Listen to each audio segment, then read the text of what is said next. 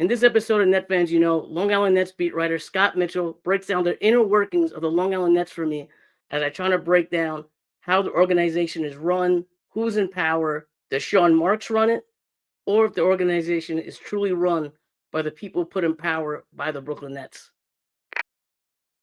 Gets it off in time. And it's going, baby! Big time Nets win! The only Net fans you know? The only Nets fans you know? Man. I mean, come on, man. Or are these guys? Welcome back to the Only Net Fans podcast. I'm Peter. Welcome to episode number 99. I have a very special guest joining us today. He covers the Long Island Nets beat for Nets Daily. Welcome to the show, Scott Mitchell. How's it going, bro?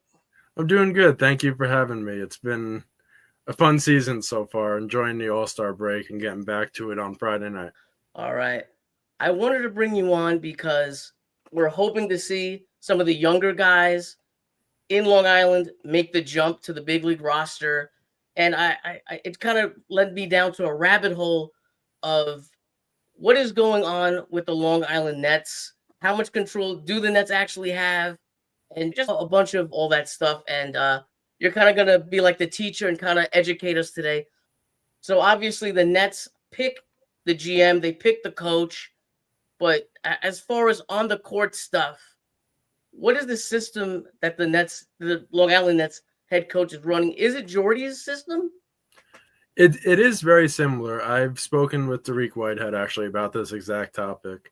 And, they preach the same fast-paced offense. I don't want to say not a lot of defense, but I mean, the fact is it's much more of an offensive team, similar to Brooklyn in the sense of a lot of threes, very fast-paced. And I always say with Long Island, this season they've been living and dying by the three-pointer, and it works out in their favor sometimes for sure. But the games that they lose, it's because you're only going for like 8 for like 42 from deep. So it's not the best. Yeah, it's very similar systems, but the 3-point is probably the biggest factor. So let me ask you a question. Is that set by the Brooklyn Nets? Like, does Sean Marks come down and say, listen, we want to use Jordy's system on offense, so then when a Whitehead comes up, he knows like where to go. He knows the philosophies of the offense, just stuff like that. And if you had the Long Island Nets as like a separate entity, would they be using a different offense because maybe the system that they have really doesn't fit the roster?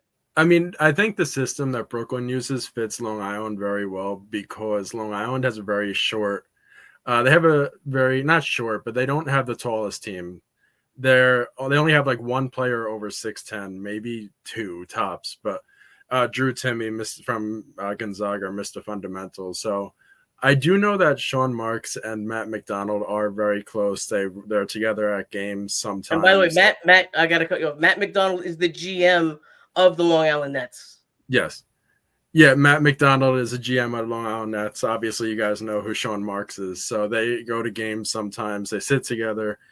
I'm assuming, and I feel like they definitely do talk strategy, and they talk about how they want to get these guys developed so that they can come up to Brooklyn and be kind of ready. Because, we saw Whitehead this season. He's a prime example. He's been switching so many times, and he's been doing a good job with it. I mean, he hasn't been given a ton of minutes at the NBA level sometimes, but he's been able to kind of coexist well on both levels. Do the Nets send scouts to Long Island to look at a Whitehead every game, or is it maybe they just come like once every so often? How involved is I should say like the scouting department or the front office with Long Island? So last week we saw Jordi Fernandez and the rest of the Brooklyn Nets assistants sitting courtside for support of the Long Island Nets. When I put quotations around support, I mean, yes, they're definitely supporting the Long Island Nets, but they certainly have to have an element when they're there scouting. So maybe I'm getting a little niche here. There was a player who was on the Lakers last year at the beginning of this season, the Long Island Nets got his G League rights, Colin Castleton. He's like a power forward center. He's like sort of like a point center.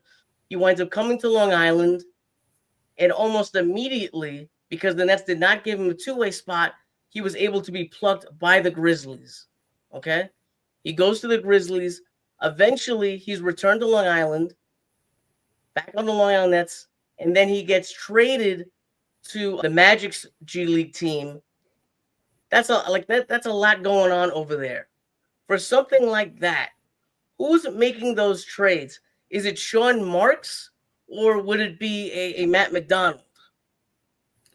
I for sure think that is Matt McDonald. I think that they discuss it. My guess would be they discuss it, but I think that McDonald does he get the okay from Sean Marks? Does he get the okay from Sean Marks to make a deal like that? That I'm not sure. I would love to be a fly on the wall in that conversation because they obviously talk a lot. So you would have to think that McDonald sometimes might run some ideas by Sean Marks, certainly. And, Castleton, I don't think I've ever seen Castleton play. And I've been at every home game. He's been on Long Island like twice. And because, they picked him up in the beginning of the year. Then he goes to Memphis. Then he comes back to the Long Island. Then he gets traded without even stepping on the court. So it's one of those things where it's like, and he's having a good year in the G League. He's one of the G League's top big guys, and you can't argue that. So I think he didn't really fit into that Brooklyn, Long Island system of wing-heavy teams, rather short teams, except for obviously Nick Claxton on the NBA level, Drew Timme on the G League level. Big fast-paced offense, three-point teams. So I think that's what they're really looking for right now. So for the Long Island Nets, they're not having a great year. Is it development over winning? Player development over winning here? Certainly. It's, in a perfect world, your G League team would win the championship and your NBA team would win the championship. You're seeing these guys develop on Long Island. Killian Hayes I brought his name up. He's like probably the best example we have because what that guy's been doing is remarkable. And it's insane to me how he's still at the G League and not in the NBA. We'll get to him. We're going to talk all about him. Don't worry about it. We're going to get to him. But he's a prime example. But it is definitely development. It's big. It's big development. The whole G League, every G League team, it's always development over wins. But obviously, winning would be nice too. A lot of the players they want to win. They're not just content with padding their stats and having a good game statistically. Okay, there's going to be maybe a little political here. How are the two-way players treated compared to maybe the other guys on the roster, especially the guys towards the end of the roster on the Long Island Nets? And I'm not saying, someone's getting mistreated. Is there a difference? Yeah, so Coach Mufon Udofia, he likes to preach about how he expects the same from all of his players. But with the two ways, you have to kind of expect that they might have a little bit of a shorter leash because they're two ways for a reason, they're two ways they're given every team has 3 two-way contracts. So these obviously are the 3 special players. They definitely do have these probably different expectations in the sense of if you're a two-way, you got to play like a two-way. And before you said a shorter leash, I think you meant a longer leash. Like they have a little more, breathing room. Yeah, a little bit, but they also have a shorter leash in the sense of you can't be playing like a regular G League player. I'm not saying really? no shade to the regular G League players, but if you're given a two-way, they're expecting you to be NBA level ready fairly soon. If you're a two-way, I feel like there's a little bit more expected of you.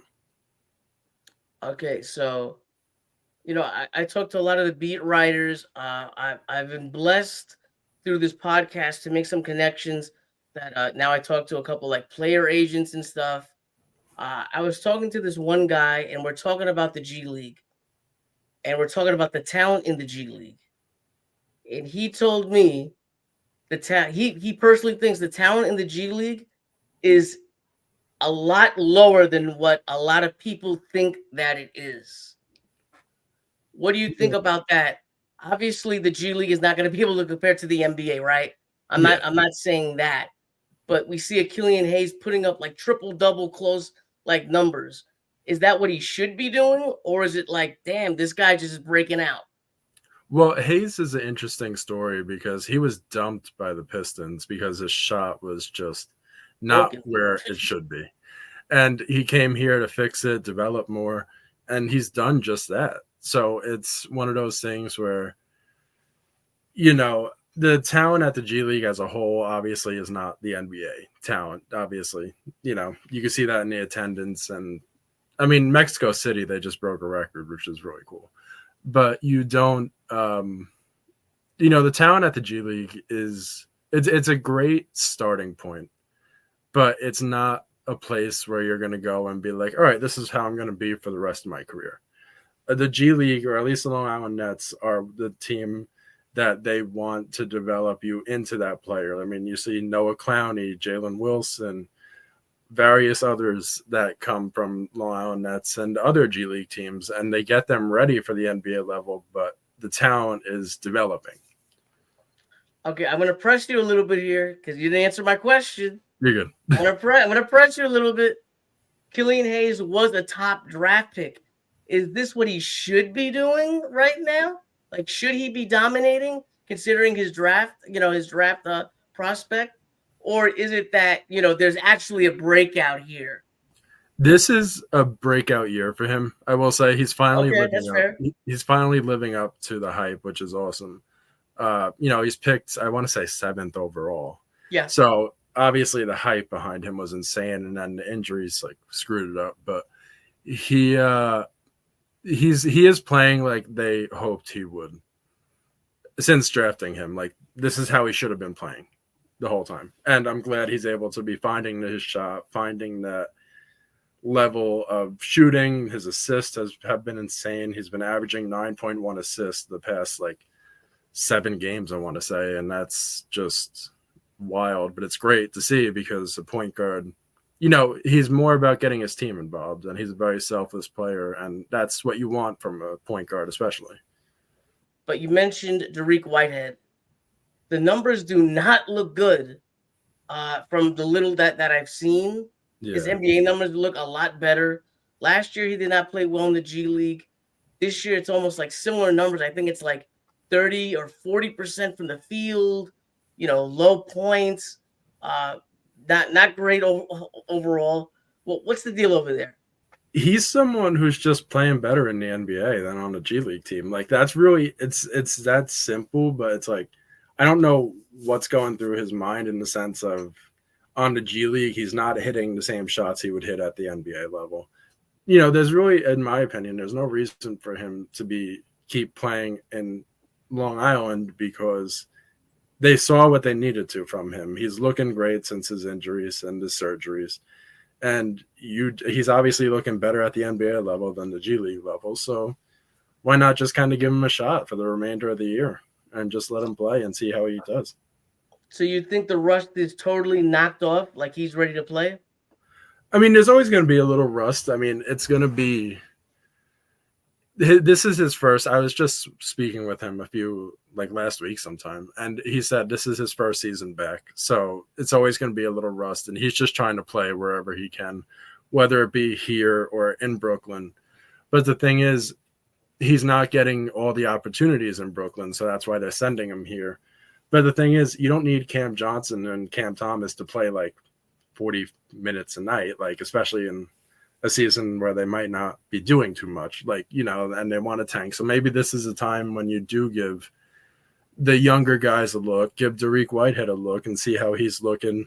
I don't want to say make him a starter, but give him some more than garbage minutes. Mm. So that's what I would say. By the way, he did say he wanted to stay in Long Island. You know what I mean? Yeah, he wants to play. That's the thing with Dariq. He wants to play. He wants to play for Brooklyn. That's his goal, is playing in the NBA.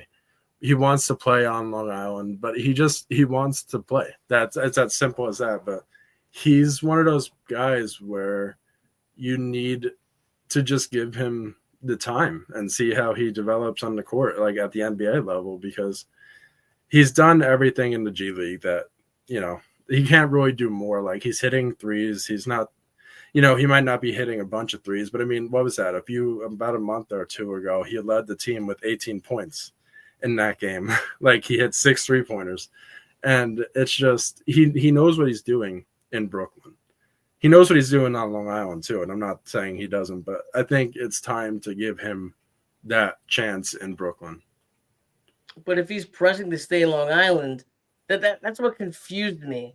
Yeah. I'm guessing it has to do with minutes. I'm going to assume it's that.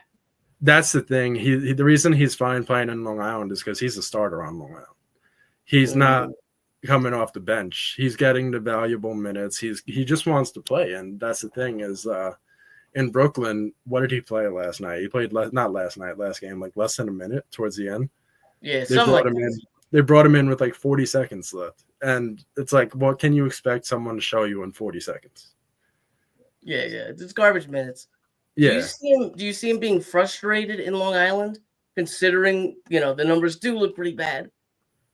Yeah, I don't see him being frustrated with Long Island per se, but I see him, putting myself in his shoes, if I was on Brooklyn and then getting sent to Long Island and then getting called back to Brooklyn and then getting sent back to Long Island, like you see the fans in the Twitter comments and being like, they're just like, bro, make up your mind with him. And like, I don't know like what's going through his head, so I don't want to speak for him, but I can understand why he would be frustrated about that because, if that was me, I would want to, make a home somewhere. Let me develop myself here and stop being like, oh yeah, here's like, it's almost like you're teasing someone in a way. But, he wants to play at the NBA level. That's a dream. But the thing is the minutes, like you can't expect someone to want to play at the NBA level and give them like 40 seconds a game. So that's why he likes to play in Long Island because he plays like a half hour, maybe even longer on the court, 30 minutes, 40 minutes. But, you need to give him those minutes on Brooklyn. And I'm not saying you should give him 40 minutes, but 10 minutes, 15 minutes, something like that. Okay. Who else on the roster, Long Island Nets roster, should we be looking at if the Nets wind up having an extra spot? Past Killian Hayes, past obviously Derek, who's technically already on the Nets roster, but you know what I mean. Who could be that one player that you're like, you know what? I think the Nets should be looking at this guy. I think he should be able to get some minutes after a couple more buyouts or cuts happen. Yeah, so I would say for sure Kendall Brown. He has NBA experience. He was selected 48th overall in the 2022 NBA draft by the Minnesota Timberwolves. He didn't really pan out there, but you need to give him – he's another guy. You need to give him the NBA chance, I guess you could say. He had an injury, tibia stress fracture in his right leg, so that kind of set him back a little bit. But he is back. He's been playing with Long Island Nets, joining them after he was waived by the Pacers, and he's someone who's been one of the Nets' shining stars as well, shooting the ball great, fantastic, incredibly well. What's his role? Like a big man guard? He's a guard. He's not a big guy, but he does rebound like a big guy, which helps. He gets a nice amount of rebounds per game. I wish I had the numbers, but NBA doesn't post stats for G League because they don't care about it for some reason.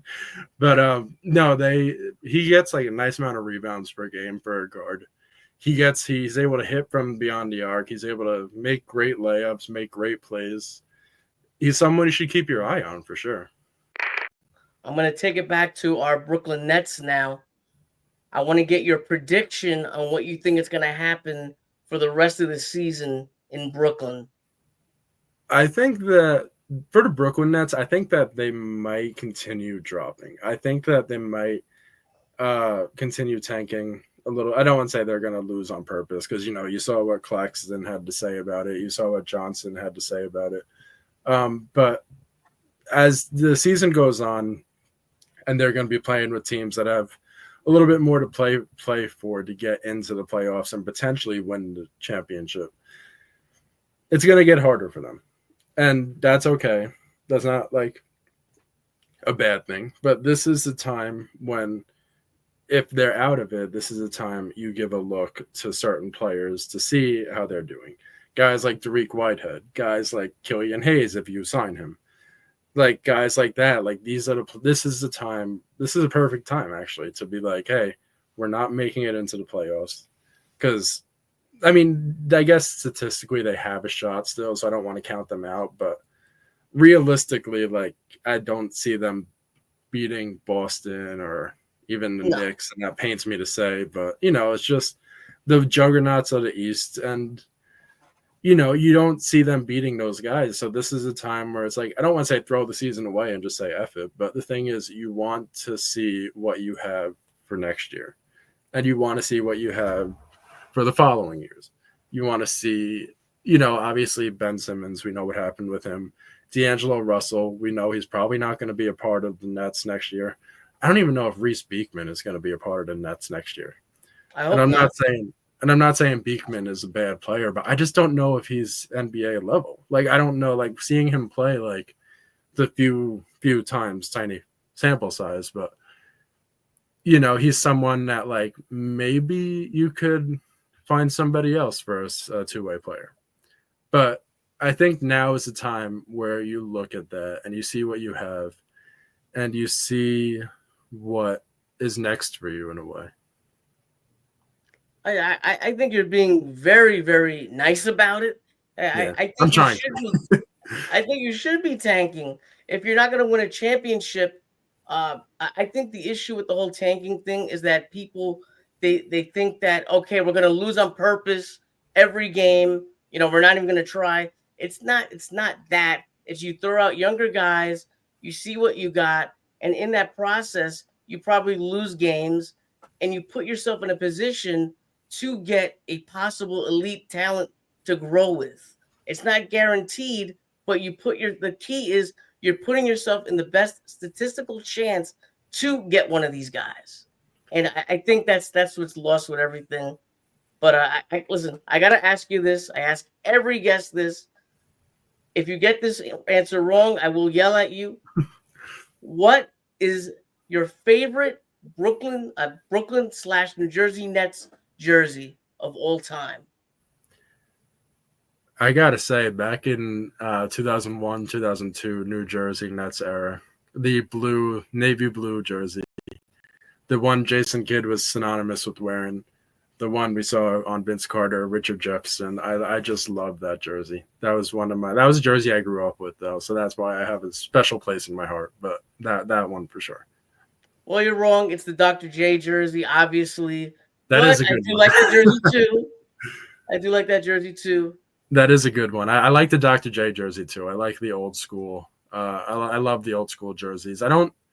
The Brooklyn jerseys are nice, but I don't care for the just plain black ones. I think you need, I like when it adds a little something, red, white, and blue, or I even like the black one with like the gray mixed. I forgot the name of it, but the black one with the gray mixed in. It's like an alternate jersey.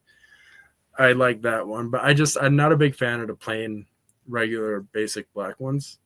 I think I do like the Dr. J one too, though, for sure. All right. Let's get some plugs in there for you, Scott. Where can they find you? Thank you for your time. And everybody could find me on Twitter at Scott44Mitchell. Continue to follow my work at Nets Daily. Support Bob, support Anthony Puccio, Colin Helwig, Lucas Kaplan. We have some amazing writers on the site, and amazing. And I mean, just because I do Long Island doesn't mean they don't do Brooklyn. Like, it's a very Brooklyn predominant website, but I like doing Long Island because, you should be able to see how the G League is doing. Keep an eye on the guys that you want to see how they develop. Guys like Killian Hayes, who we spoke about, Derek Whitehead, Kendall Brown, Tyson Etienne. We'll see how he does. And, and Drew Timmy, Mr. Fundamental from Gonzaga. These guys they might be the future. You don't know. All right, guys. You can follow me on Twitter at NetFriendsYouKnow. If you enjoyed the episode, subscribe, leave a like. Have a great day. Have a great night. And let's go Nets. Let's go Nets.